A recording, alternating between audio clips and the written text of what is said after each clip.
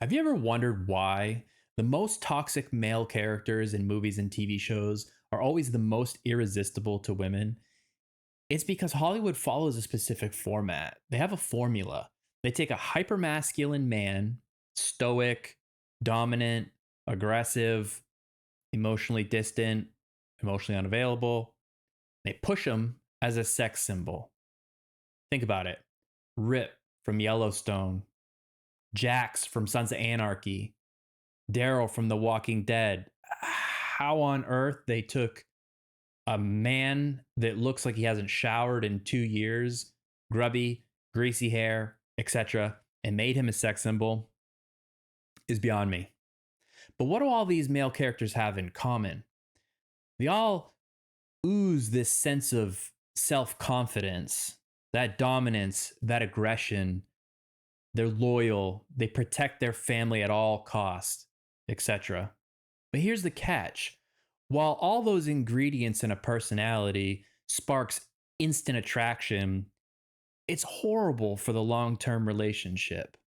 So why does Hollywood continue to push this view of masculinity? And what is it doing to our real-world relationships and our dating lives? If you're new to the channel, my name is Seth. I talk about all things business, personal relationships, and self-growth. So let's get into it. Movies and TV shape our view of love, and Hollywood's portrayal of masculinity has some seriously flawed messaging. Every woman in these shows either tries to fix the man or deals with their baggage that they bring to the table. It reinforces this idea that an emotionally distant, closed off man is somehow desirable. But in real life, that's a horrible recipe for disaster. All that leads to is miscommunication, unmet emotional needs, etc., on and on. So, why are these men so appealing? On the surface, they ooze that self confidence. They take control. They're aggressive. They're dominant. But oftentimes, Hollywood loves to slip in a little wounded backstory there, too, a troubled past, right? Because what it shows, or what it tries to portray to the female audience, is that you have this man that's rugged, rough, cold in the exterior, but he has a soft underside. And it's only going to take the one special woman to pull that out of him. And every woman wants to be the one special woman in a man's life, right? It's the Beauty and the Beast syndrome. The beast is a beast, and whatever Beauty's name is the woman that he is soft for, right? He's aggressive and he's a monster to everybody else, but to her, he shows his soft side. And that's super appealing to females. So that project mentality that gets applied to these broken men may be intoxicating at first to women, but it is a recipe for disappointment. Pure disappointment. In real life, being detached, overly dominant, emotionally unavailable is not a desirable long-term relationship that anybody wants to be in. So let's talk about some of the issues that happen with when you take these characters and you apply them to a real relationship in real life. What are some of the things that pop up? Well, for one, they're terrible at communicating. If they can't communicate their issues or their needs or how their day went, how are you as a couple going to have a conversation, maybe even an argument, without screaming and yelling? Then there's unresolved trauma. Healing takes a long time. It takes more than just a patient girlfriend. And lastly, along the long list here, I'm only mentioning a couple, but lastly, emotional support. If one partner is the only one that is doing all of the emotional lifting and supporting, because the other one is literally a brick wall, that is going to get exhausting super quick. The Hollywood portrayal of masculine men does not just stay on the TV screen or on the big screen at the movie theater. It bleeds over into real life relationships.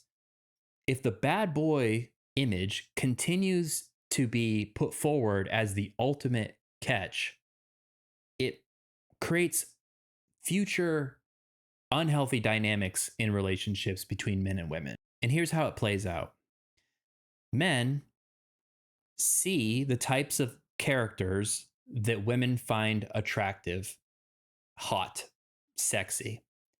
Well, every man wants to be hot, attractive, and sexy to women. So then they replicate that behavior. And then on the flip side, while men are replicating the behavior that they're seeing on the screen, it normalizes it for women. So then they're out there trying to find that perfect project man, that perfect fixer upper that only their love is going to be able to fix. And then healthy masculinity, where a man is both self aware, strong, dominant, confident, they get overlooked. It's time to look past the old Hollywood trope. It's played out. Real strength is about self awareness, confidence, security, being secure in yourself. It's not about walling off your emotions and pushing people away. In fact, it's actually about feeling secure enough to actually connect with somebody and show emotion. And if we want a healthier, better understanding culturally of what masculinity is, we need to demand better examples of this, better role models for men. Men need something to aspire to. They need an example of how they should act. You don't want your son to grow up and be the leader of a motorcycle gang. That's not probably what you want them to be as a mother, right? Same thing. If you had a daughter, would you want her marrying someone like Rip? Would you want Rip coming to every single Thanksgiving dinner every year? Like, you better not overcook the turkey because he's going to start like punching people with, or hitting them with a crowbar or something like that.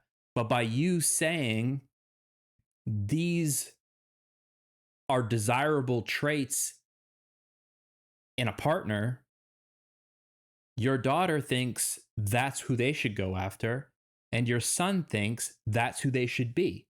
And the cycle continues. You don't ever see any young boy saying that they want to grow up and be Homer Simpson. And I don't see any woman ever saying Homer Simpson is super sexy. It doesn't happen, right? We don't want Homer Simpsons, and we don't want Rip Wheelers either. We want a normal, well-adjusted man. And they exist. They just cannot be looked over any longer. Hollywood has to adjust their dial here, get a little bit better calibration of reality so that the dynamics between men and women can improve, can be healthier moving forward. It's a little bit of a touchy subject because I'm not saying that women should not find those characters attractive, right? The characteristics of those men, some of them are normal, healthy, masculine traits. But Hollywood amps it up times 10 for entertainment value. And I think sometimes we lose sight of that and don't understand that it's not realistic. It's Hollywood. That's not somebody, they might be fun for a fling, but they're not for your future. And that's a huge problem right now. People aren't dating thinking about their futures. They're just thinking about right now. What's fun right now? So I'd love to hear your comments on this one. What do you think? Is Daryl from The Walking Dead sexy? Is he a sex symbol? Comment below. You better explain why.